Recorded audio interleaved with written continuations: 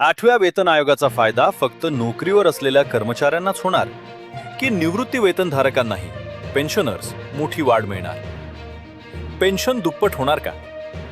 नमस्कार मित्रांनो, आपल्या विशेष सिरीजच्या भाग 4 मध्ये आज आपण पेन्शनधारक आणि फॅमिली पेन्शनर्ससाठीच्या महत्त्वाच्या गोष्टी समजून घेणार आहोत. ज्याप्रमाणे कर्मचाऱ्यांच्या मूळ पगाराला बेसिक पे फिटमेंट फॅक्टरनं गुणले जाते, अगदी त्याचप्रमाणे पेन्शनधारकांच्या मूळ पेन्शनलाही बेसिक पेन्शन फिटमेंट फॅक्टर लागू होतो.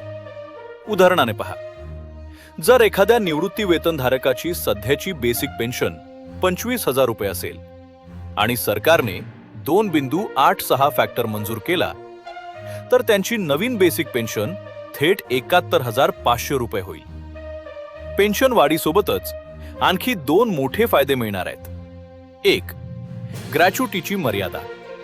7व्या वेतन आयोगात ग्रॅच्युटी मर्यादा 25 लाख रुपयांपर्यंत वाढली होती. ती 8व्या वेतन आयोगात 30 ते 35 लाखांपर्यंत जाऊ शकते. 2.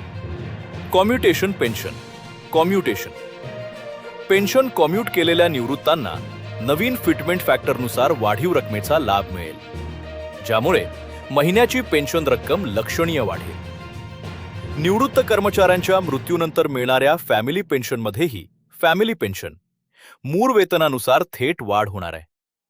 तसेच वाढत्या महागाईचा विचार करता पेन्शनधारकांना मिळणारा अतिरिक्त वैद्यकीय भत्ता फिक्स्ड मेडिकल अलाउन्स देखील वाढवला जाण्याची शक्यता आहे. मग या सर्व बदलांनंतर HRA, TA आणि इतर भत्त्यांमध्ये नक्की किती वाढ होणार, हे जाणून घेण्यासाठी भाग 5 नक्की पहा. ही माहिती निवृत्त कर्मचारी मित्रांसोबत आणि व्हॉट्सअप ग्रुपवर नक्की शेअर करा. चॅनलला सबस्क्राईब करायला विसरू नका. धन्यवाद.